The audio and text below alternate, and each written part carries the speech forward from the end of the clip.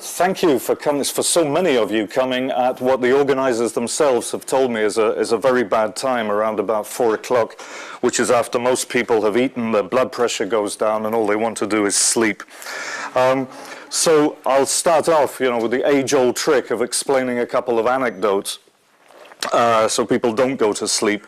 A lot of people say, in fact, a lot of people said to me, including English people, but also some Spanish people, when I first came here and I discovered, let's say, that there was a situation here, let's call it that, between Catalonia and the rest of Spain. They said, this is all a load of nonsense, nothing is going on here at all the fuss is being invented by a minority of Catalan nationalists, they always use that phrase, and that in reality everything is absolutely fine here in Spain, except for a few troublemakers. And, well, I know that's not true, but it's very difficult to explain to people living outside Catalonia why that isn't true. So to give you an idea of the kind of low-level conflict that there is going on at the moment between the Catalan area and the rest of Spain, I always think, for example, of an episode, and it's one episode of which I could quote dozens that have been told to me or which I myself have experienced. It's 2006, we're in Burgos in central Spain. A friend of mine who works for a film crew has gone into a bar, a kind of restaurant bar. They want something to eat. Three of them sit at the table. My friend goes to the bar. He orders everything in Spanish. He sits down with his friends. They start to talk about the shoot. And as they're Catalans, they're talking in Catalan to each other. Before they get served, let's say, even their first snack, the owner of the bar comes out from behind the bar, goes up to them and says, "Si queréis hablar en catalán, mejor hacerlo en otro sitio." And all four of them are thrown out of the bar for speaking their own language to each other. Now, some people could say, okay, that's a one-off anecdote.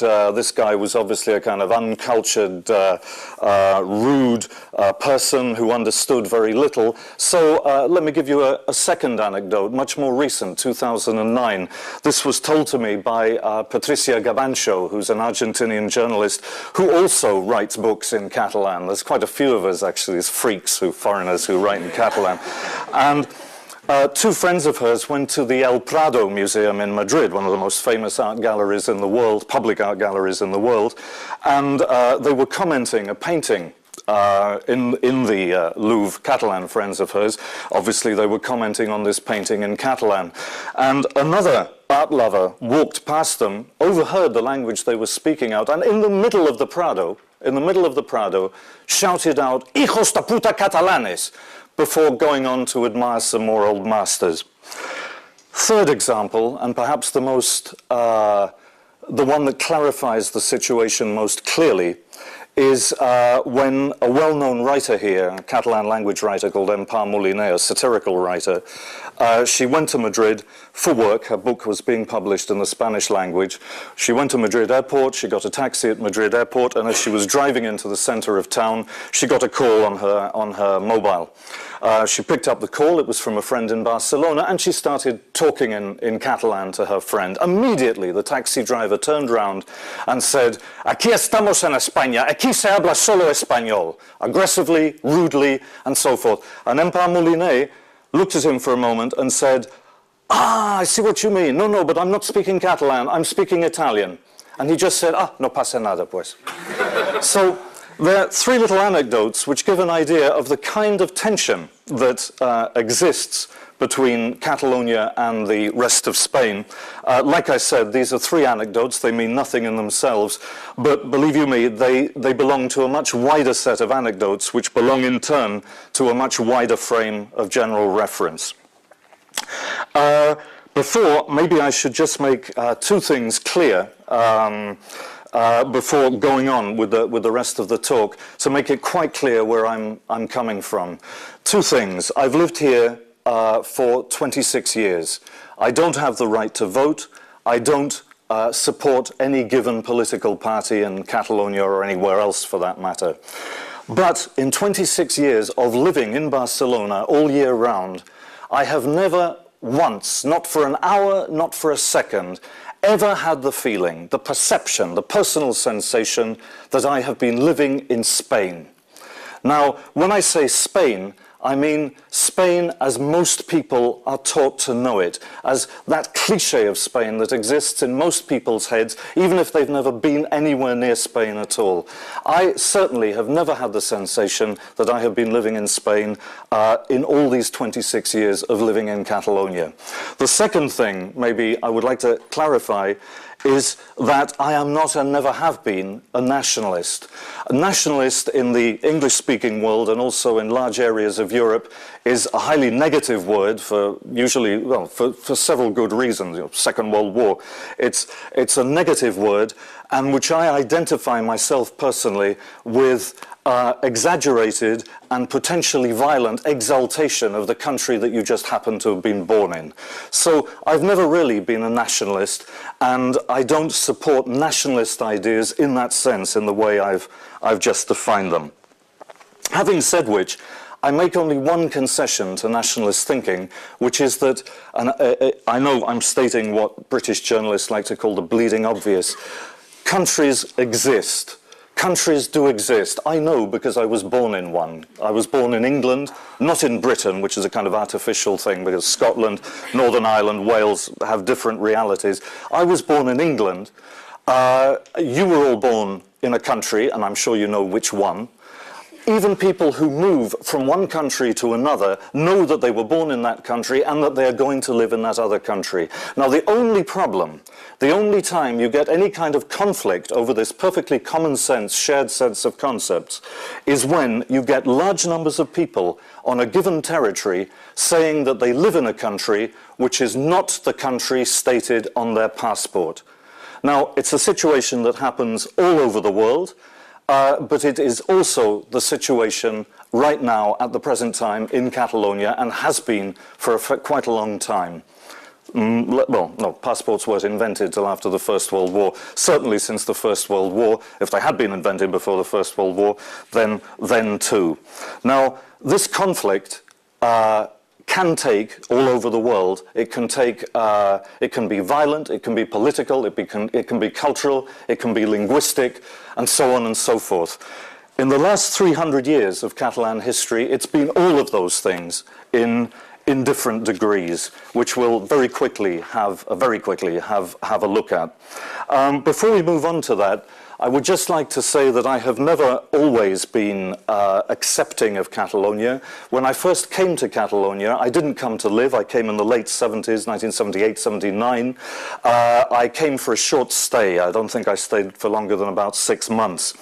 And when I came here, I not only had no interest in Catalonia, I didn't know it existed. I didn't know there was such a thing as a Catalan language. I didn't know anything at all about it. And when my friends in the village where I was staying told me about, you know, the Catalan language and so on and so forth, immediately I rejected it. I wanted nothing to do with it. I assumed it was some kind of small minority, unimportant thing of interest only to a few eccentric professors in a couple of universities and maybe a few people living in remote rural areas of Catalonia. For me, a Londoner, coming from such an international city, in commas, because London isn't really that international, but coming here, I felt that I had no interest and no need to have any interest in anything to do with Catalonia whatsoever. And if I change my mind, it's because I simply came in direct contact with the reality. I found that Catalan not only actually was a language, not a dialect, not a hybrid between French and Spanish, as some people say it is. It was a proper language.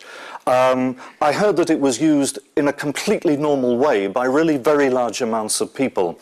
And the more I found out about it, when I found out it was actually spoken by millions of people, to date, about 9 million people today, that's 1 million up from 30 years ago, And also, I gradually found out that it was not only a language, it had also, like most other important languages of any kind, had generated its own cultural universe, linguistically differentiated and completely viable in music, in comics, in literature. It has the most extraordinary literature, the Catalan language, way out of proportion, in fact, in terms of quality and quantity, to the amount of people that actually speak Catalan.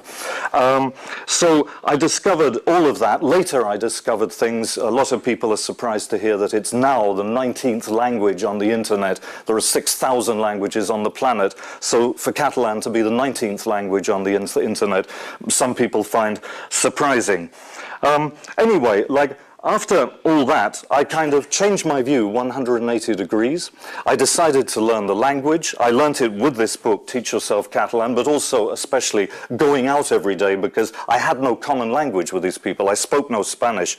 Therefore, the only way I could get a beer would be to order it in Catalan directly. So after 6 months, I learnt the language and learned to speak the language. I then spent 4 years back in London reading books in Catalan with a dictionary, and then I widened my vocabulary and so on and so forth. But there was one other thing I liked very much about what I found after 6 months of living in the late 70s in Catalonia, which was my last objection to the whole Catalan thing, that it was nationalistic in the sense I've just described, closed, xenophobic, looking in on itself, was a completely false cliche. And that, in fact, I found that it was often the more Catalanist people I met who were simultaneously the most internationalist. They were the ones who travelled all around Europe. They were the ones who travelled to Africa and South America and Asia. They were the ones that were open to people coming into Catalan culture from other areas. In fact, their whole attitude was considerably less closed than what I was used to hearing in England, because, and this is for historical reasons, it's not because Catalans are better people than anybody else, there is barely any, there's in fact hardly any, ethnic tradition in Catalanism or in Catalan nationalism. In fact, absolutely none. Their attitude, the attitude here towards being Catalan is almost exclusively based on a question of language and culture. To give you just one example, one idea of that, one of the best known, this happened in 2008, a 28-year-old woman who was born in Morocco and moved here when she was 8 years old. At 28, she won the most prestigious Catalan language literary award. Also, not only the most prestigious, but the one which had the largest amount of prize money, which is the only reason I feel envious of her all the time. Now, Najat El-Hashmi is now, 2 years later, at 30, absolutely part of the Catalan literary scene. She was welcomed with open arms by the Catalan press and the Catalan media. In fact, they almost said, what we want are more people like this. We want more people coming on board, because the more people that come on board, the more interesting and the more dynamic our culture is going to be.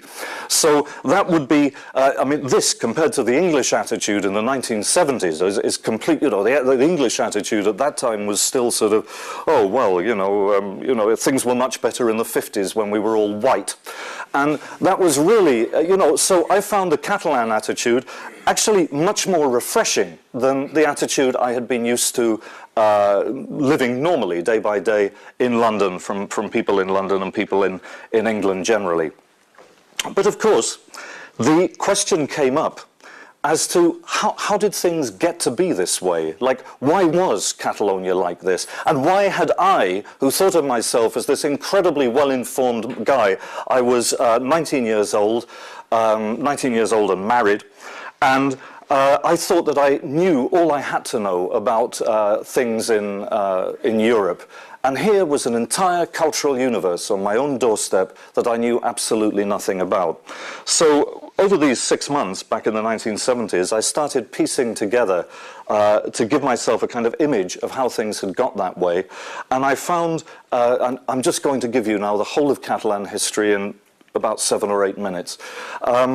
what I found was that I had been taught that in the peninsula, in the 10th century, it was conquered by the Portuguese and the Castilians. The Portuguese came down the west side of the strip of the peninsula, the Iberian Peninsula, from what's now Galicia, and they created Portugal.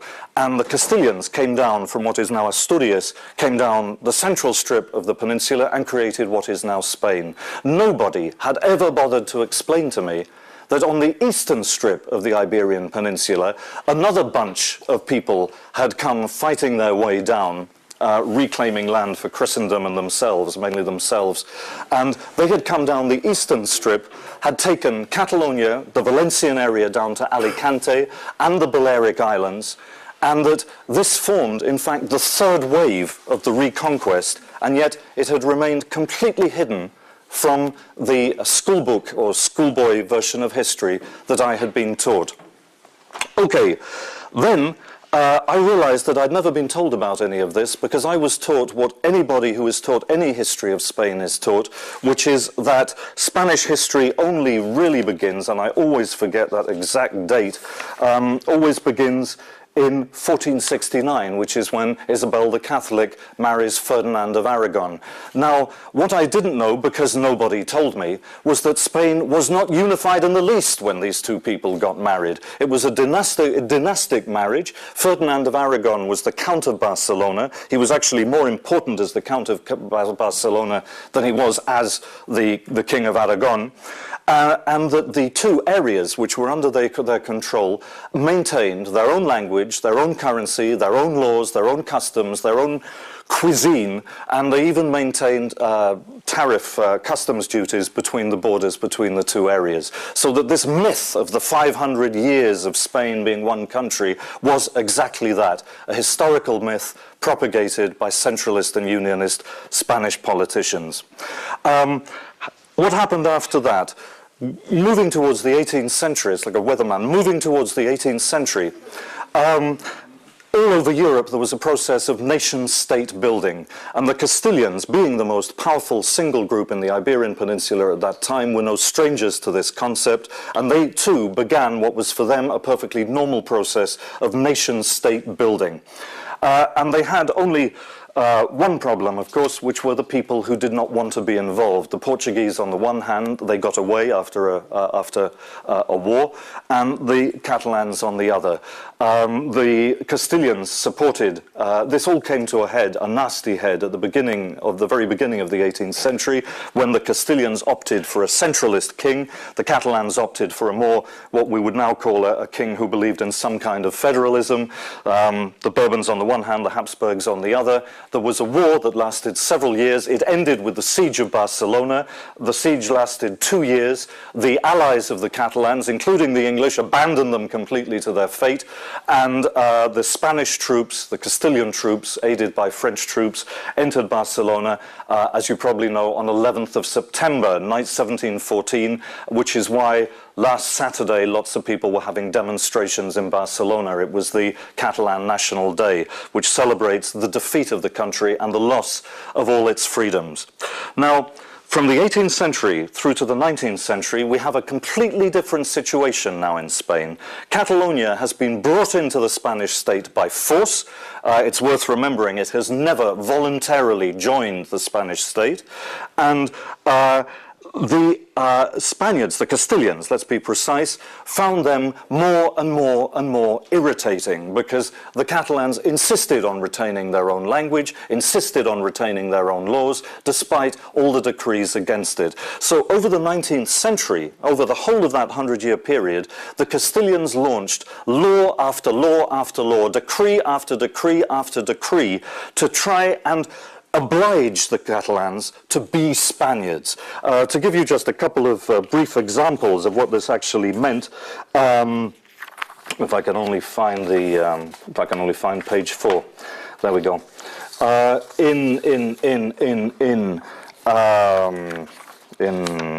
When was that?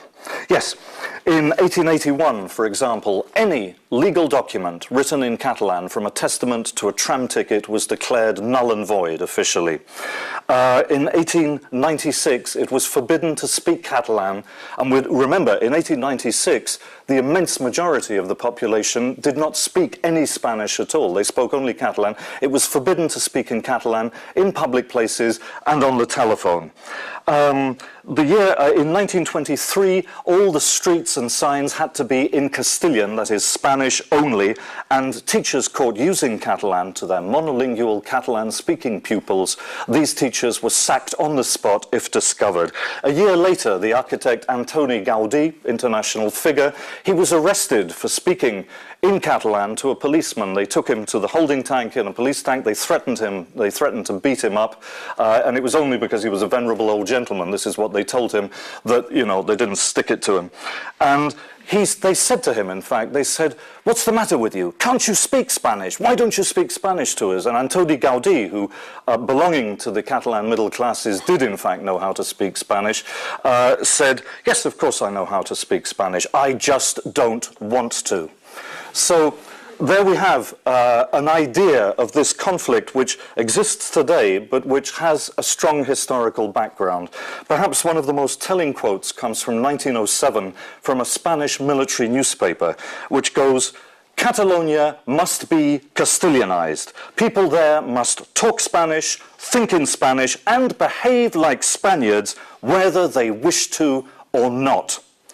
Now, in a nutshell, that is still the attitude of some very powerful people working in the Spanish centralized media and Spanish centralized government on both left and right, which is why we still have a problem today. There were some good moments. There was a moment of democracy, a brief window, 5-6 years, opened in the early 1930s, when the Catalans got in there and reinstalled the Generalitat, the Catalan government that had been taken away from them by force in 1714. It lasted 6 years because then a fascist dictator launched a civil war in Spain, came into Catalonia, and then things really got bad. Under Franco, and Franco was here for 40 years, almost 40 years, 38, the situation for Catalans was extraordinary, absolutely surreal almost as regards the use of their language. Under Franco, you could be arrested, you could be beaten up, you could be imprisoned just for chatting to people on your own street in Barcelona or any other Catalan town or village. There are documented cases of people being thrown off moving streetcars for speaking or for chatting in Catalan on them. And perhaps the case that for me made it so clear as to what it meant to be a Catalan speaker under a fascist dictatorship was explained to me by a man I was buying a table from a few years ago. He was, in 1966, he was 8 years old. He lived in a village at that time, not in Barcelona. He was told by his parents to take a little document to the town council, just a little errand that he had to run for his parents. As he left his parents' house, he was thinking in Catalan. He walked into the municipal offices, and without thinking, he just walked in and said, "Bon dia," good morning, instead of the mandatory "Buenos dias." The functionary stepped out from behind his desk and slapped this 8-year-old boy so hard he fell straight on his ass. And this is in the middle of the swinging 60s in Europe. So I tried to imagine what it would have been like for me to be 8 years old, if I almost was 8 years old in 1966, and go in to the local borough council and say good morning and get slapped around the head for it. And only when you imagine that, if you can get that into your heads, then you can understand what Catalans put up with for 40 years in the 20th century and why there is still a big conflict here between Catalonia and the rest of Spain. Well, when Franco died, and he took his time, he died in the 1975, he popped his clogs, and after that, the Spanish government knew it had to show democratic credentials to the rest of the world, and it knew that showing these democratic credentials meant restoring and reinstituting some of the institutions, democratic institutions, that had existed in that brief democratic window before the Franco dictatorship in the early 1930s. Now, one of the most important of these was the Catalan government and the Catalan Statute of Autonomy. Now, the terrible thing was, at the time, that apart from the fact that most of Spain was against the restoration of this, was the military. The military was still obsessed, many of them still are, with the idea of a completely unified and uniform Spain. Anything that moves out of that, that could even make it look as if Spain was not one single unified chunk of earth, they immediately started making, well, they started, you know, waving sabres around. So, what the government decided to do is put in place what is currently the political situation or the political structure in Spain. They decided, they came up with this idea that as we can't just give autonomy only to the Catalans and the Basques, who were the ones who had it before Franco, we're going to give autonomy to absolutely everybody. We're going to give not 2 autonomous governments and 2 statutes of autonomy. We're going to give 17 of these things, including to regions of Spain which not only never asked for one, they would never even have dreamed of asking for one. And there they were. Suddenly they had their own autonomous government and their own statute of autonomy. 17 of them. Now, the thinking behind that was that if you have 17 autonomous governments, when the Catalans and the Basques start making their claims for more autonomy, they're going to have a limit on those claims, because otherwise it's going to make the others look bad. So, in other words, everything gets watered down, and that solves the whole problem. The King of Spain is on record of being so happy with this situation that he actually, you know, he opened a bottle of champagne with the then President of Spain, Adolfo Suarez, because he thought this was such a brilliant solution to the Catalan and Basque problem. Okay, so for the last 30 years, that's what we've had in Catalonia and what we've had in the whole of Spain in general, these 17 autonomies. And what people have discovered over time, especially in Catalonia, that this whole system of the autonomies is just a wonderful way for Spanish central government to have its cake and eat it. Because even the areas that they give control to of the Catalan government, if the Catalan government does something that they don't like, they just put in a decree and try and change it immediately from central government. So it's not federalism, it's not really even autonomy, it's not really one thing nor the other.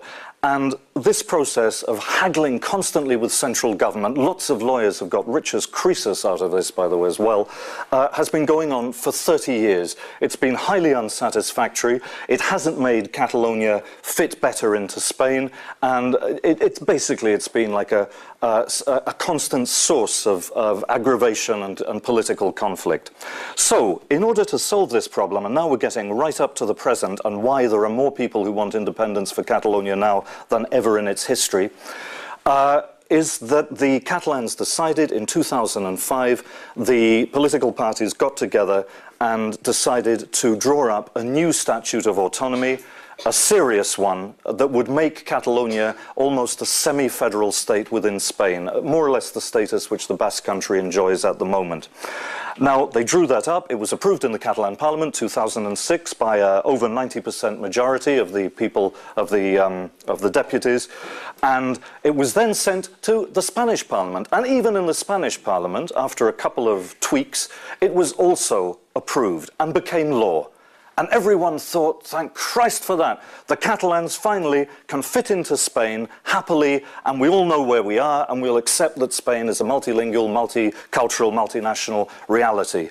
And then the right-wing Partido Popular took the law and said, no, no, no, no, no, and they sent it to something called the Constitutional Court, saying it was unconstitutional. The Constitutional Court is made up of about, I think it's 12 judges who are not precisely known for their political impartiality. They are highly politicized judges. What did they do? They took this law that would have solved everything in theory, they sat on it for 4 years, and then they released a decree which saying, we do not accept some of the most important, some of the most key clauses in the Catalan Statute of Autonomy, with the result that this new Statute of Autonomy was worse in some respects than the post-Franco one, and worse in some respects even than the pre-Franco Statute of Autonomy in 1931. So the Catalans reacted. And they reacted in many different ways. One thing they started doing since the end of 2009 was they started organizing ballots, unofficial ballots, for independence. They started in one small village up the coast of the north of Barcelona, and this has now taken place over 200 towns, cities and villages around Catalonia. Anyone on the municipal register can vote in these unofficial ballots. Special attention was paid to the new communities coming in from South America, Africa and North Africa and Eastern Europe to encourage them to vote, yes or no, that was obviously up to them, but to vote and to participate, because most Catalans have a very clear idea that they do not doubt that the future of their country includes very much these new communities within it, and that without these new communities on side, they won't be able to, no one will be able to do anything. So these went through. Again, they're still going on, by the way. The final ballot will be in Barcelona in 2011, April 2011. That's one thing they did. Another thing they did was have a huge demonstration just after the judges had made their vote. 10th of July of this year, 1.5 million people went on the streets of Barcelona. That's not only the biggest demonstration in the history of the city, it's also the biggest demonstration in the whole of Europe since the VE Day celebrations in Paris. As far as I know, no one took a blind bit of notice of that. 50 cities and villages around Catalonia even went a stage further and declared they were no longer morally bound by the Spanish Constitution, and that in the future they would act outside of the Spanish Constitution if they felt it necessary. And finally, we have the emergence of two more political parties that are independentist. And to give you a small quote from the Vanguardia, which is a Catalan newspaper which is conservative and unionist. And in July of this year, they ran a survey, and the question was, if you could vote for Catalan independence in a referendum, a serious referendum, what would you vote? 47% said they would vote yes, 36% said they would vote no. What the survey didn't say was that of those 36%, the majority want a federal status, or at least a lot more autonomy for Catalonia. But having explained all this, for me personally, living here, what I find the most dangerous thing in all this, and the reason, in fact, why I too would vote for independence, given half a chance, is this hatred, these flecks of hatred being spat at us from the rest of Spain. These anecdotes that I've explained, I'm quite sure are to do with the work of a minority section of the Spanish population. But without any doubt, and I quote a recent Catalan historian on this, Josep Maria Soler Sabater, the attitude in general in Spain, and this is almost, this has been investigated, is, and this is his quote, he said, it's a little bit like the attitude towards Jewish people in Austria before the Second World War.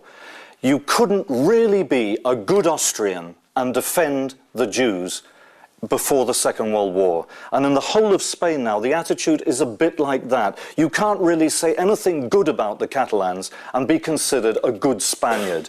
This is the kind of attitude that has been generated over decades and decades and decades, as we have seen, of political and media manipulation. Now that is an extremely dangerous situation to be in.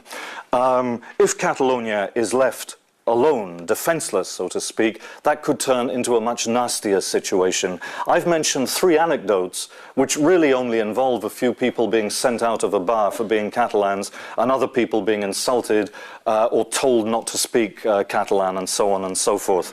But I have also heard nastier anecdotes. I've heard groups of teenagers going to Madrid on school trips who've been threatened with violence for speaking to Catalan to each other on the metro, for example. I've heard directly from the horse's mouth, so to speak, of a Catalan taxi driver who went to visit with his obvious Barcelona taxi to Saragossa. His friends in Saragossa told him to take the taxi away out of sight because otherwise it would be trashed if people saw a Catalan taxi on the streets of Saragossa.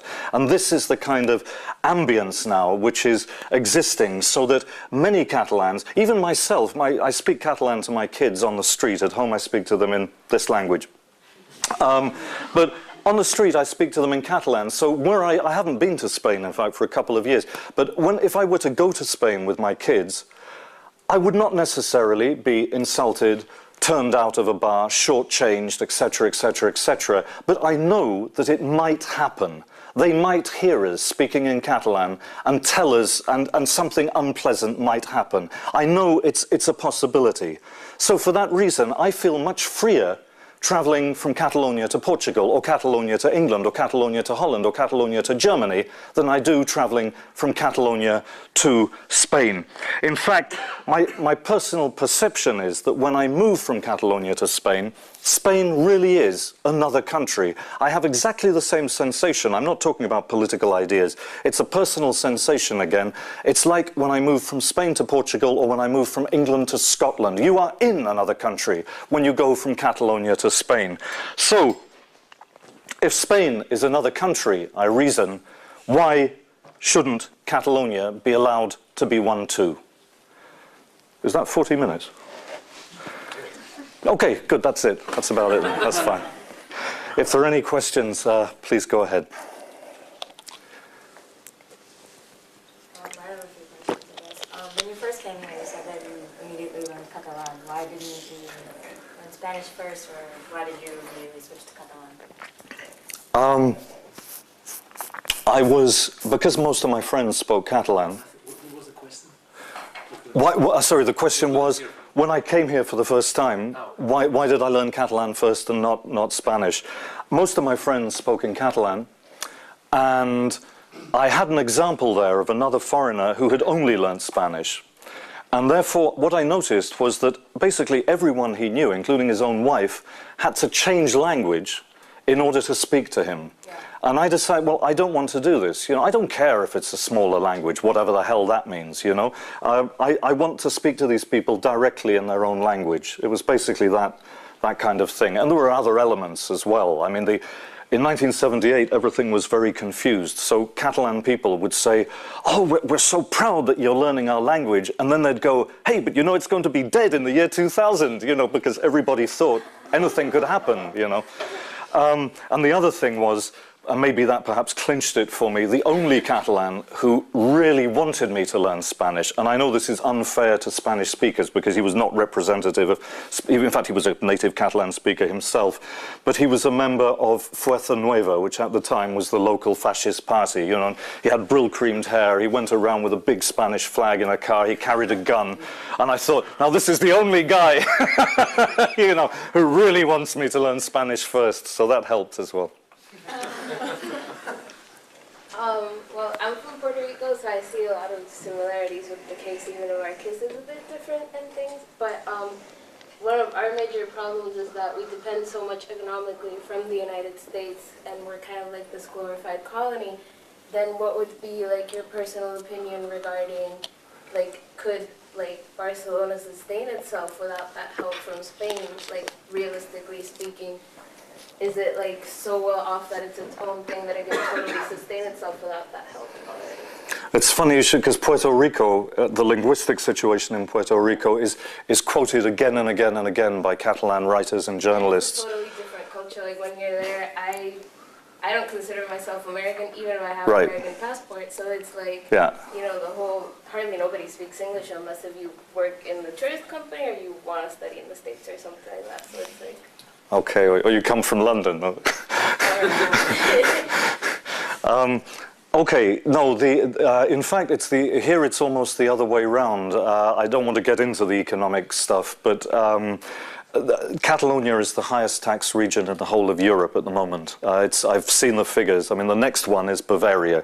By being highest taxed, I mean that 10%, little less than 10%, of the GNP goes out and hardly anything comes back. That's year after year after year. In Bavaria, for example, which is the richest autonomous and federal state in Germany and in much of Europe, it's 4%. So the problem would be, could Spain get by without Catalonia? That would be the question, which is, is one of the problems for them becoming independent. You had said something about how the relationship between Spain and Catalonia is kind of like is it, I guess, England and Scotland? Is that analogous? Like, would you compare it to that? Well, only Can you talk about because it's still, you know, like when English people come over here and stuff and they go, you know, what's all this Catalan business then? And I say, look, Catalonia is like Scotland on the sea, on the Mediterranean. And then, okay, that helps to get over the, you know, because in Britain, as you know, and this has been going on for about 10, 15 years, people talk about the British countries, you know, Scotland, etc. So that immediately kind of breaks the mold, if you like, for English-speaking people. But from then on, all the differences, there's loads of differences. I mean, in Scotland, they have another language, but it's spoken by about not more than 10,000 people, etc., etc., etc. You know, it's a different situation. But yeah, that would be it's a parallel that you can use to explain the situation to at least to British people. Yeah.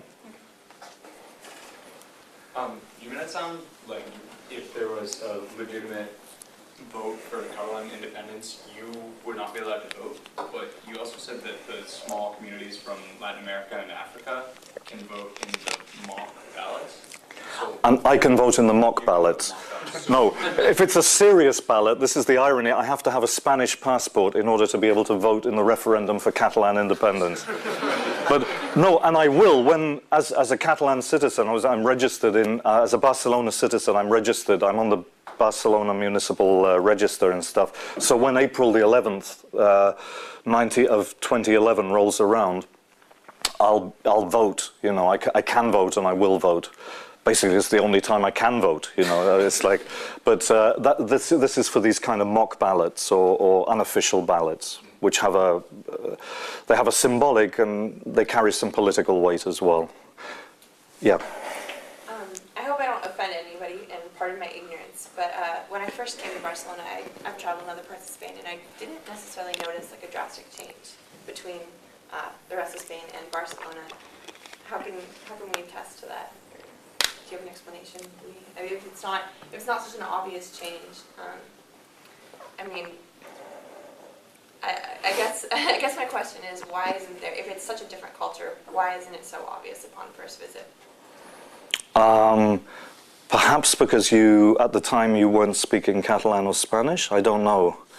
But the first thing I notice, for example, when I get back here, is that I'm suddenly able to use Catalan again. Just as when you move to any other country, you can use that country's language, whereas before you can't. So the first thing I notice is that I'm here, I can suddenly go, bon dia, voldria un cafè amb llet, sisplau.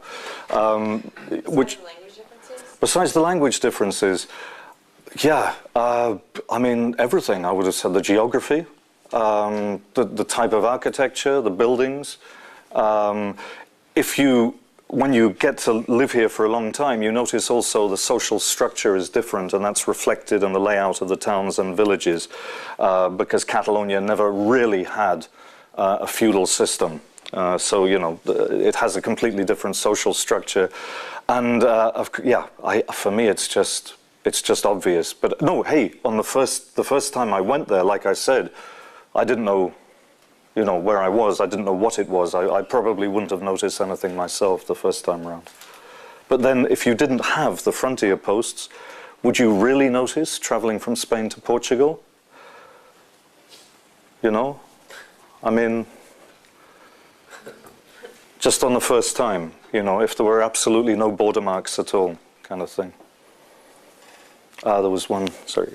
Are you concerned that, like, any of these votes or various demonstrations will be nothing more than symbolic representations of desires for freedom rather than actually instituting change? Because I know a lot of marginalized groups have this fear that they're going to continually ask for things and demonstrate and never get anything in return.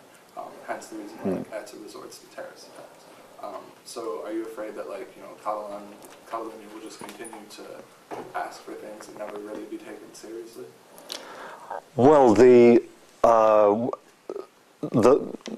for example, to deal with the terrorist thing first, there was a kind of Catalan ETA for a while, for about 15 years it lasted, mainly throughout, it was most active in the 1980s. It was, even then the violence was symbolic, you know, it was to do with kind of blowing up statues or blowing up Spanish government offices and stuff when there was nobody in them. They killed one person by accident, they killed a lot more of themselves because they didn't know how to make the bombs properly and stuff. And the thing is, it was completely rejected by the immense majority of Catalan people, so that didn't work. So the idea, what has happened with these unofficial ballots, the first one was interesting, because there you have this tiny village, Arenys de Munt it's called, organizing this tiny little ballot, and the Spanish government gets so upset that they try to ban it. And then they try to postpone it. And then the Falange, the remainder of Franco's fascist paramilitary party, they turn up to the place. And this becomes international news. And the Spanish government starts getting so nervous, I mean, it's almost like Asterix, you know, I mean, this tiny little town, that then they changed their strategy completely, and their attitude was to put out a lot of propaganda belittling and saying that none of this mattered and all the rest of it. But I have seen the people who are involved in these activities, because when I go and, you know, if I present a book, I travel around quite a lot, and you end up talking to the people organizing these ballots and so on and so forth.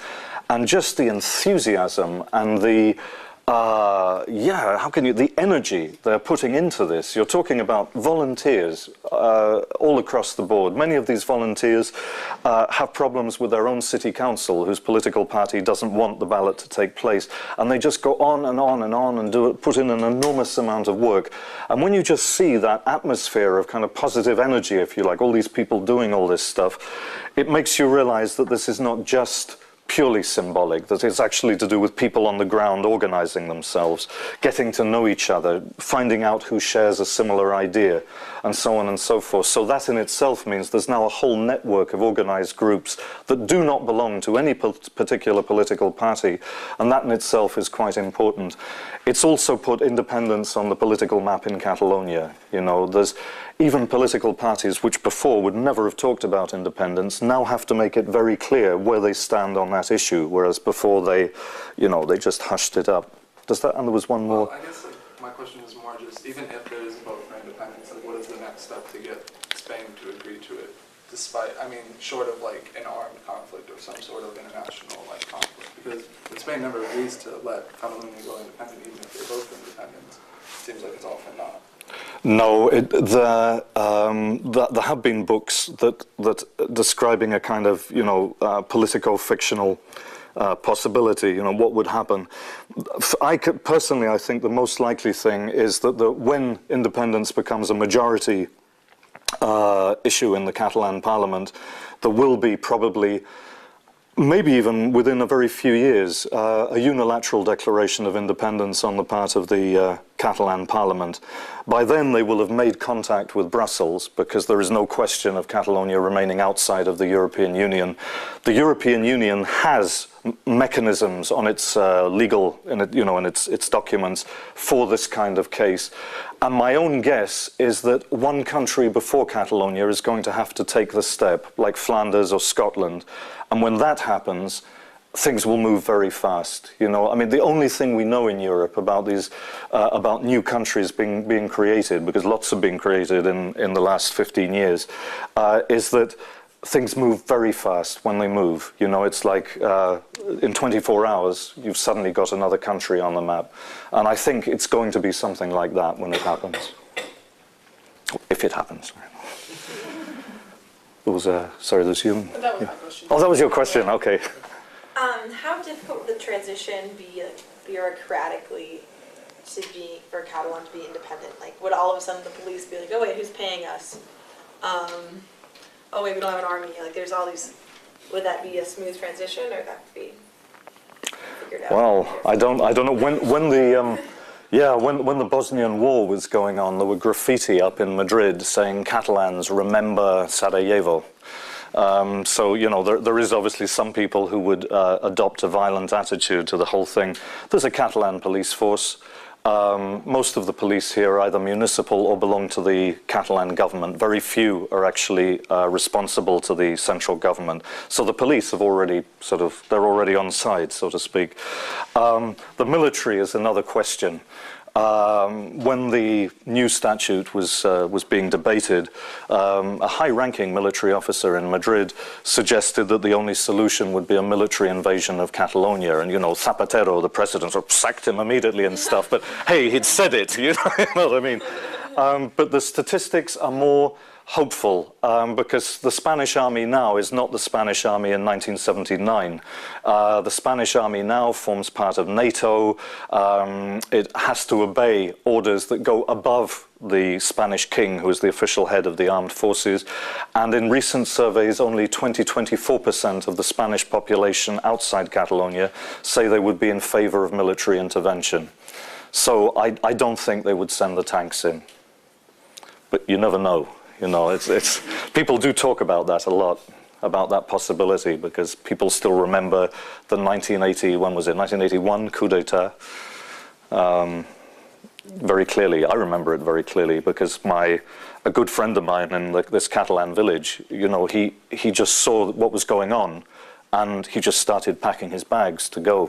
You know, it failed, but you never know. You never know. But I don't think it'll happen. I don't think there'll be any violence.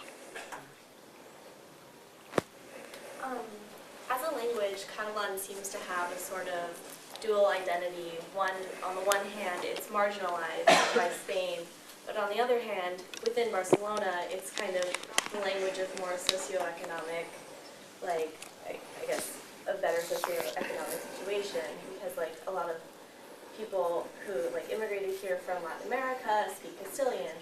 And so I was wondering how you think this kind of dual linguistic identity could possibly affect Catalonia's success as an independent nation, like having it being kind of two things at once, like marginalized and yet a sign of like socioeconomic success, you know? Well, the situation of Catalan inside Catalonia is really complex, and it's so complex that none of the cliches work, you know. A section of the bourgeoisie is Spanish-speaking because they think of Catalonia as a kind of peasant language. Another section of the bourgeoisie, or the upper middle classes, whatever you want to call them, are very pro-Catalan, but right-wing, conservative, but pro-Catalan, even pro-independence in some cases. But there are many working-class Catalan speakers, and the Catalan Spanish speakers, as are the Catalans who are monolingual Spanish speakers, all understand the language perfectly. So I've tried everything. I've tried being bilingual, which is a disaster because I learnt my Spanish 6 years after my Catalan, and my Catalan is internalized because I learnt it in 6 months, every day going out and speaking in Catalan. It was very difficult, but it made the language mine in the sense that English is mine. But Spanish I have to translate all the time. So for convenience, I have now for years and years and years, I use Catalan everywhere. You know, not the Spanish police, but everywhere else I use Catalan. And I've never had any problems, you know, ever. I mean, you know, Spanish-speaking, monolingual Spanish-speaking Catalans don't have any problems with being spoken to in Catalan at all. Some of them have like a kind of linguistic block. They find it difficult to learn another language or to speak another language, so they don't use Catalan. But basically everything is in place. The fascinating thing, though, is the reaction of the new Catalans, as they're now called, which is the 1,200,000 people who've moved into the country in the last 10 years, mainly from Latin America, Africa, North Africa, and Eastern Europe.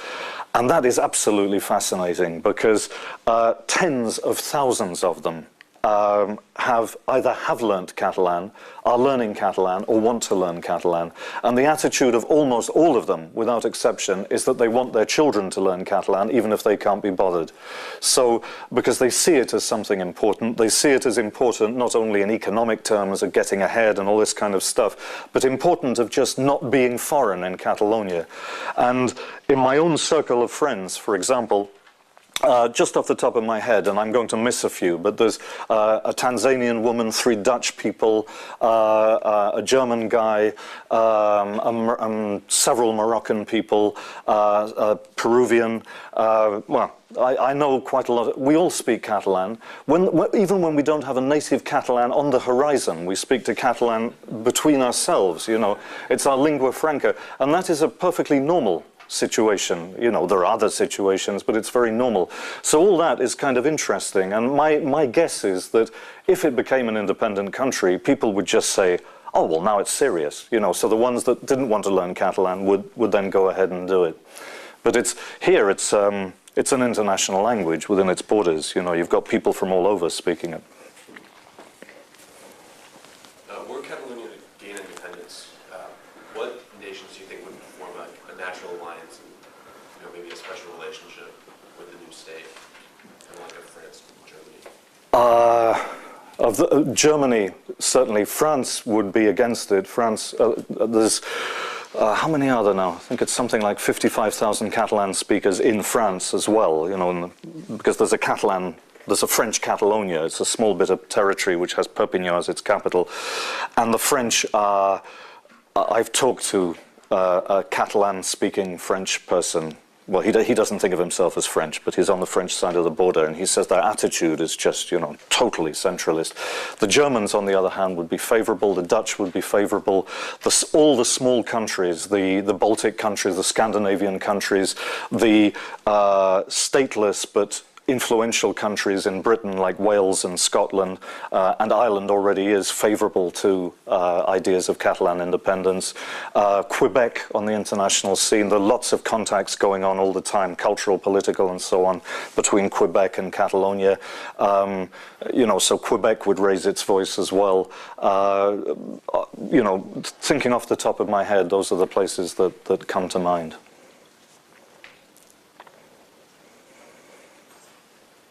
Yeah, sorry. Talking about the figures, I think it was from July of this year, saying that 47% versus 36. And I think one of our professors here actually said that on one of the more recent surveys, it said that there was a 7-point switch, where it went from 47 to 40, 36 to 43. And I was just wondering, are those fluctuations normal, or is it something to the point where you could say, like, I don't know what else has really been happening over the past couple months other than Spain winning the World Cup.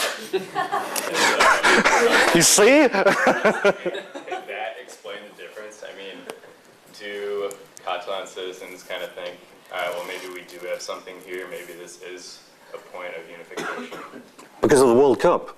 Yeah. No. Do you guys even celebrate it here, like you won, or is it like, all right, Spain won? No, okay, to answer the question backward, the World Cup, okay, like lots of Catalan people follow football. They have one of the best football teams in the world, Barça, Football Club Barcelona. And a lot of their players were in the World Cup team. A lot of Barça players were in the World Cup team. So I don't follow football very much, but a friend of mine who does very much said it was an English friend said it was fascinating listening to Catalunya Radio, which is the Catalan public majority radio station, because, you know, they knew that a lot of their listeners were not very pro-Spanish, but they weren't anti the Spanish team winning. So what they did on their broadcasts was sort of emphasize that most of the goals were scored by Barça players. You know, it's like a whole thing like that. But the nasty thing was that when they actually won the World Cup, and this is something, there were incidents all over Catalonia, particularly in Barcelona and Mataró, where we're talking about a very small minority, but you're talking about those people within Catalonia, normally young people who support Real Madrid, who politically are very pro-unionist, very pro-Spanish and very anti-Catalan, and usually with an extreme right-wing attitude. They did things like they wrapped themselves up in Spanish flags and gave fascist salutes outside Catalunya Radio.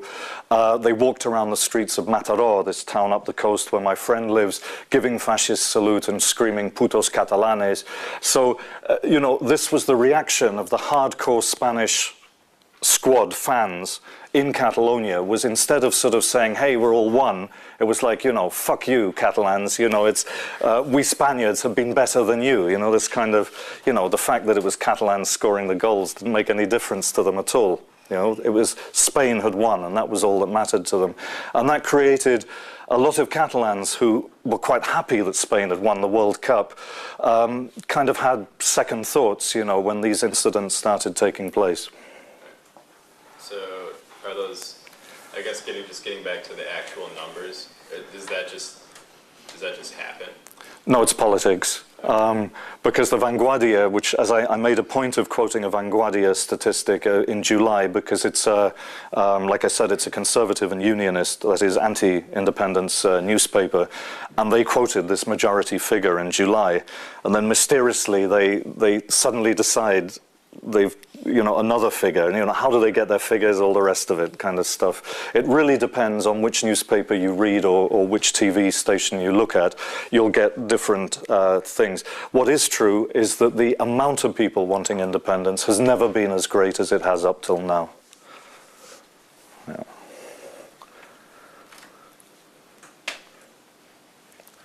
Okay. Is that what you reckon? They suffered enough.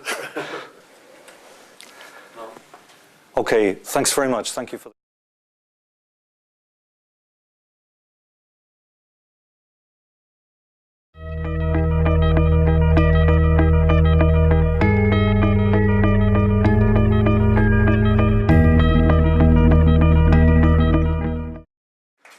thank you for coming, for so many of you coming at what the organizers themselves have told me is a very bad time, around about 4 o'clock, which is after most people have eaten, their blood pressure goes down, and all they want to do is sleep.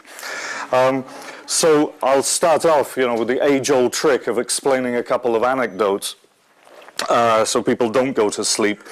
A lot of people say, in fact, a lot of people said to me, including English people, but also some Spanish people, when I first came here and I discovered, let's say, that there was a situation here, let's call it that, between Catalonia and the rest of Spain. They said, this is all a load of nonsense, nothing is going on here at all the fuss is being invented by a minority of Catalan nationalists, they always use that phrase, and that in reality everything is absolutely fine here in Spain, except for a few troublemakers.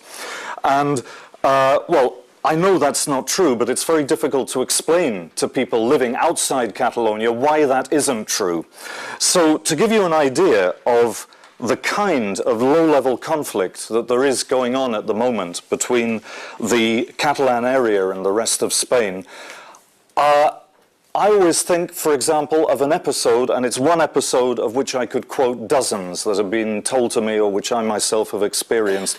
It's 2006, we're in Burgos in central Spain. I have never once, not for an hour, not for a second, ever had the feeling, the perception, the personal sensation that I have been living in Spain. Now, when I say Spain, I mean Spain as most people are taught to know it, as that cliché of Spain that exists in most people's heads, even if they've never been anywhere near Spain at all. I certainly have never had the sensation that I have been living in Spain in all these 26 years of living in Catalonia. The second thing, maybe I would like to clarify, is that I am not and never have been a nationalist. A nationalist in the English-speaking world and also in large areas of Europe is a highly negative word for usually, well, for several good reasons. You know, Second World War.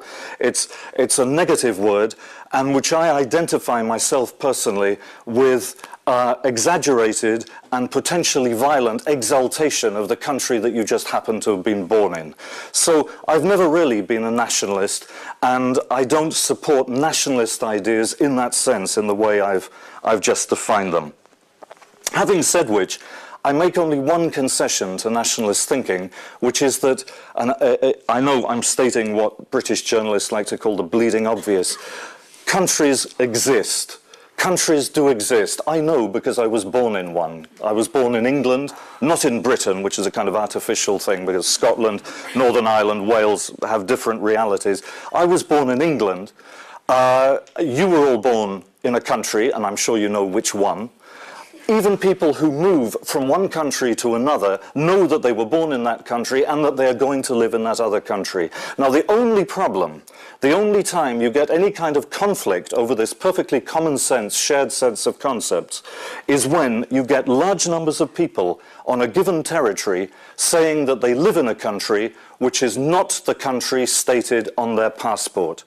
Now, it's a situation that happens all over the world, but it is also the situation right now at the present time in Catalonia and has been for quite a long time.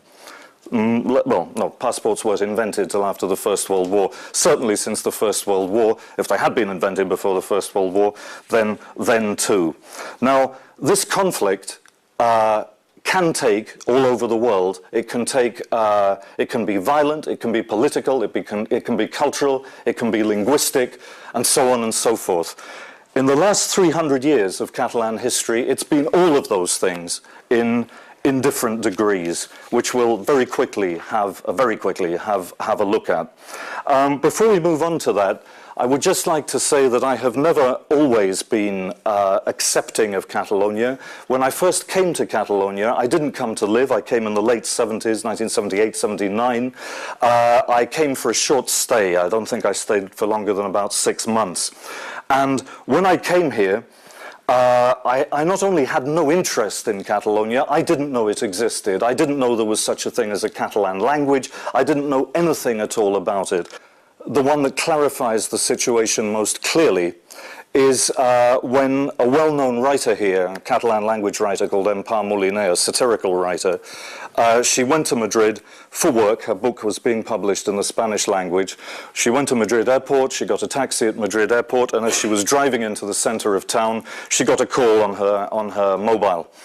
She picked up the call, it was from a friend in Barcelona, and she started talking in Catalan to her friend. Immediately, the taxi driver turned round and said, "Aquí estamos en España, aquí se habla solo español," aggressively, rudely, and so forth. And Empar Moliner looked at him for a moment and said, "Ah, I see what you mean. No, but I'm not speaking Catalan, I'm speaking Italian."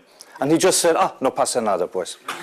So there are 3 little anecdotes which give an idea of the kind of tension that exists between Catalonia and the rest of Spain. Like I said, these are 3 anecdotes. They mean nothing in themselves, but believe you me, they belong to a much wider set of anecdotes which belong in turn to a much wider frame of general reference.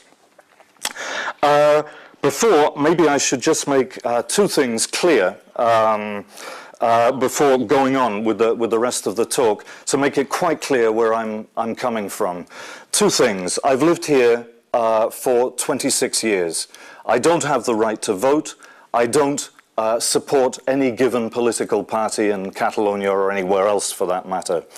But in 26 years of living in Barcelona all year round, a friend of mine who works for a film crew has gone into a bar, a kind of restaurant bar.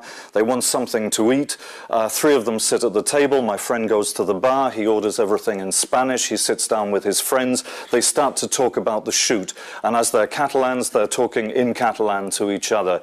Before they get served, let's say, even their first snack, the owner of the bar comes out from behind the bar, goes up to them and says, "Si queréis hablar en catalán, mejor hacerlo en otro sitio." And all 4 of them are thrown out of the bar for speaking their own language to each other. Now, some people could say, okay, that's a one-off anecdote. This guy was obviously a kind of uncultured, rude person who understood very little. So let me give you a second anecdote, much more recent, 2009. This was told to me by Patricia Gabancho, who's an Argentinian journalist who also writes books in Catalan. There's quite a few of us, actually, as freaks, foreigners who write in Catalan. And 2 friends of hers went to the El Prado Museum in Madrid, one of the most famous art galleries in the world, public art galleries in the world, and they were commenting a painting in the Louvre, Catalan friends of hers. Obviously, they were commenting on this painting in Catalan. And another art lover walked past them, overheard the language they were speaking out, and in the middle of the Prado, shouted out, "Hijos de puta catalanes!" before going on to admire some more old masters. Third example, and perhaps the most